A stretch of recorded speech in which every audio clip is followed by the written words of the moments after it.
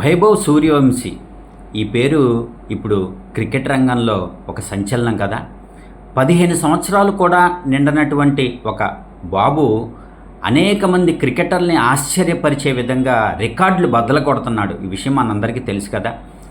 ఒకవేళ వైభవ్ సూర్యవంశీ వాళ్ళ నాన్నగారు నీకు మ్యాథ్స్లో 100 రాకపోతే తాట తీస్తా, క్లాస్లో ఫస్ట్ ర్యాంక్ రాకపోతే నీకు తాట తీస్తా అని గనక వాళ్ళ నాన్నగారు అన్నట్లయితే ఈరోజు మనకి క్రికెట్ రంగంలో వైభవ్ మనకి కనిపించేవాడు కాదు.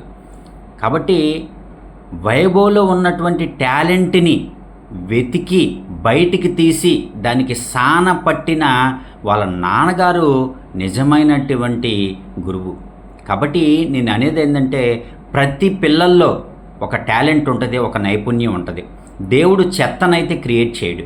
కాబట్టి తల్లిదండ్రులుగా మనం కూడా ఏం చేయాలంటే, మన పిల్లల్లో ఉన్నటువంటి టాలెంట్ ఏంటి, మన పిల్లవాడు మ్యాథ్స్లో స్ట్రాంగ్గా, సైన్స్లో స్ట్రాంగ్గా, ఇంగ్లీష్లో స్ట్రాంగ్గా, తెలుగులో స్ట్రాంగ్గా, గేమ్స్లో స్ట్రాంగ్గా, కరాటేలో స్ట్రాంగ్గా, సింగింగ్లో స్ట్రాంగ్గా, డ్యాన్స్లో స్ట్రాంగ్గా, చెస్లో స్ట్రాంగ్గా అని మన పిల్లల్లో ఉన్నటువంటి ఆసక్తిని మనం బయటికి తీయాలి.